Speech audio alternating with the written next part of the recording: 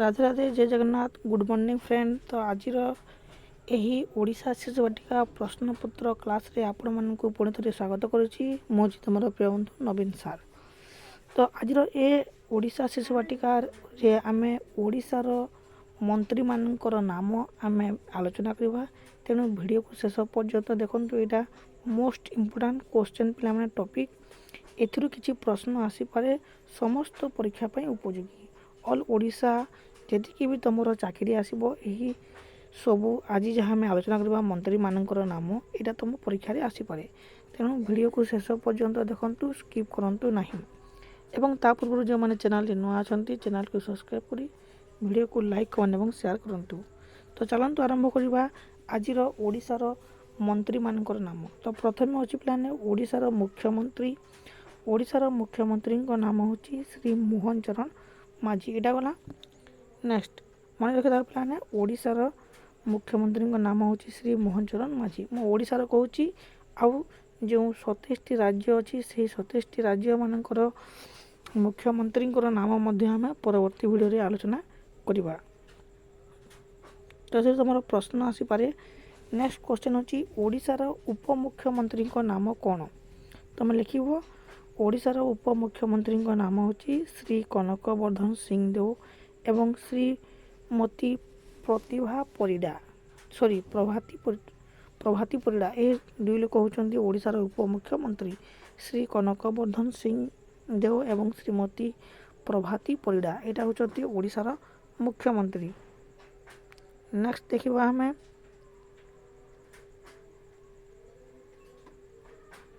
Next हूँ plan देख ओडिशार आईन मंत्री।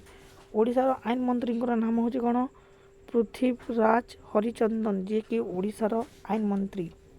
नेक्स्ट ओडिशार स्वास्थ्य मंत्री किए मुकेश महालिंग होती ओडिशार स्वास्थ्य मंत्री। नेक्स्ट देख पिला माने ओडिशार वाणिज्य एवं परिवहन मंत्री होची विभूति भूषण जेना। यांको नाम होची जे कि ओडिशार वाणिज्य और परिवहन मंत्री होती विभूति भूषण जेना। नेक्स्ट होचंती ओडिशार गृह और नगर उन्नयन मंत्री जहाँकर नाम होची कृष्णचंद्र महापात्र। कृष्णचंद्र महापात्र ये होचंती ओडिशार गृह और नगर उन्नयन मंत्री। तो नेक्स्ट आसिला पिलाने तुमर 7 नंबर रे। नेक्स्ट देख पिलाने ओडिशार जंगल और परिवेश मंत्री होचंती गणेश राम सिंह देव। गणेश राम सिंह देव होचंती ओडिशार जंगल और परिवेश मंत्री। नेक्स्ट ओडिशार क्रीड़ा और युवा सेवा मंत्री होचंती सूर्यवंशी सूरज जे कि ओडिशार क्रीड़ा और युवा सेवा मंत्री होचंती सूर्यवंशी सूरज। नेक्स्ट ओडिशार हस्ततंत्र एवं बयन शिल्प मंत्री होचंती प्रदीप बाल सामंत। प्रदीप बाल सामंत होचंती ओडिशार हस्ततंत्र और बयन शिल्प मंत्री।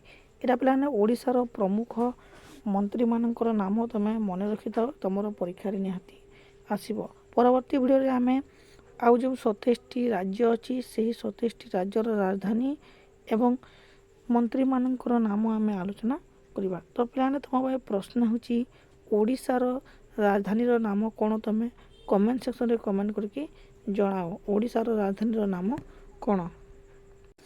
परवर्ती प्रश्न होची पिलाने देख ओडिशार शिशु बाटिका यहाँ तुमको आसीपे जे ओडिशार काशी बोली काहाकू कहुए। तुम लिख भुवनेश्वर। नेक्स्ट क्वेश्चन ओडिशार गंगा बोली क्यों नदी को कहुए। तुम लिख महानदी जोटा को पिला माने सोनपुर जिले में अवस्थित। महानदीटा सोनपुर जिले में महानदी अवस्थित जहाँ कहुए ओडिशार गंगा। नेक्स्ट ओडिशार शंख क्षेत्र क्या कहुए। पुरी को ओडिशार शंख क्षेत्र बोली कहुए। यहाँ मोस्ट इम्पोर्टेंट क्वेश्चन पिला माने तुमर आसीपे ओडिशा शिशु बाटिका रे। तो नेक्स्ट क्वेश्चन होची ओडिशार काश्मीर बोली क्या कहुए। तुम लिख दारिंगबाड़ी। दारिंगबाड़ी को ओडिशार काश्मीर बोली कहुए। तो नेक्स्ट क्वेश्चन होची प्लान ओडिशार तुलसी क्षेत्र बोली क्या कहुए। तुम लिख केन्द्रापड़ा जिला को ओडिशार तुलसी क्षेत्र बोली कहुए। नेक्स्ट ओडिशार अर्क क्षेत्र क्या कहुए। कोणार्क। मन रहा कोणार्क रे सूर्य देवता पूजा कराए तेणु कोणार्क को ओडिशार अर्क क्षेत्र बोली कहुए। ନେକ୍ସଟ ଓଡ଼ିଶାର ଗଦା କ୍ଷେତ୍ର କାହାକୁ କୁହାଯାଏ? ତୁମେ ଲେଖିବ ଯାଜପୁର। ଯାଜପୁରକୁ ଓଡ଼ିଶାର ଗଦା କ୍ଷେତ୍ର ବୋଲି କୁହାଯାଏ। ତାପରେ ନେକ୍ସଟ ପରବର୍ତ୍ତୀ ପ୍ରଶ୍ନ ହେଉଛି ଓଡ଼ିଶାର କୈଳାସ ବୋଲି କାହାକୁ କୁହାଯାଏ? ତୁମେ ଲେଖିବ କପିଳାସ ପର୍ବତ। କପିଳାସ ପର୍ବତକୁ ଓଡ଼ିଶାର କୈଳାସ ବୋଲି କୁହାଯାଏ। ନେକ୍ସଟ ପିଲାମାନେ ମୋଷ୍ଟ ଇମ୍ପୋର୍ଟାଣ୍ଟ କ୍ୱେଶ୍ଚନ୍ ଏଥିରୁ ଆସିପାରେ ଓଡ଼ିଶାର ଇସ୍ପାତ ସହର ବୋଲି କାହାକୁ କୁହାଯାଏ ବା ଓଡ଼ିଶାର ଇସ୍ପାତ ନଗରୀ କେଉଁଟା? ତୁମେ ଲେଖିବ ରାଉରକେଲା। ରାଉରକେଲାରେ ପ୍ରସିଦ୍ଧ ମାତ୍ରାରେ ଇସ୍ପାତ ତିଆରି ହୋଇଥାଏ, ତେଣୁ ଓଡ଼ିଶାର ଇସ୍ପାତ ସହର କେଉଁଟା ପିଲାମାନେ? ରାଉରକେଲା। ତ ଏ ହେଉଛି ପିଲାମାନେ ଓଡ଼ିଶା ଶିଶୁ ବାଟିକାର ମୋଷ୍ଟ ଇମ୍ପୋର୍ଟାଣ୍ଟ ପ୍ରଶ୍ନପତ୍ର ଆମେ ଆଲୋଚନା କରିଲେ। ଆଶା କରୁଛି ଭିଡ଼ିଓଟି ତୁମ ପାଇଁ ବହୁତ ହେଲ୍ପଫୁଲ୍ ହୋଇଥିବ।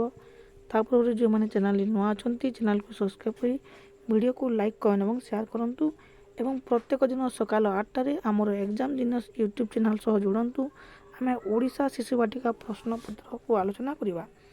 ଯଦି ପିଲାମାନେ ତୁମେ ଆଉ ଯେଉଁ ଷ୍ଟେଟ୍ ଏକ୍ଜାମ୍ ହେଉ, ଗଭର୍ଣ୍ଣମେଣ୍ଟ ଏକ୍ଜାମ୍ ହେଉ, ଯେଉଁ ଏକ୍ଜାମ୍ ପାଇଁ ପ୍ରସ୍ତୁତି କରୁଛ ଏବଂ ସେହି ଏକ୍ଜାମ୍ର ପ୍ରଶ୍ନପତ୍ର ତୁମେ ଡିସ୍କସନ୍ କରିବା ପାଇଁ ଚାହୁଁଛ, ତାହେଲେ ତୁମେ କମେଣ୍ଟ ସେକ୍ସନରେ କମେଣ୍ଟ କରିକି ଲେଖ।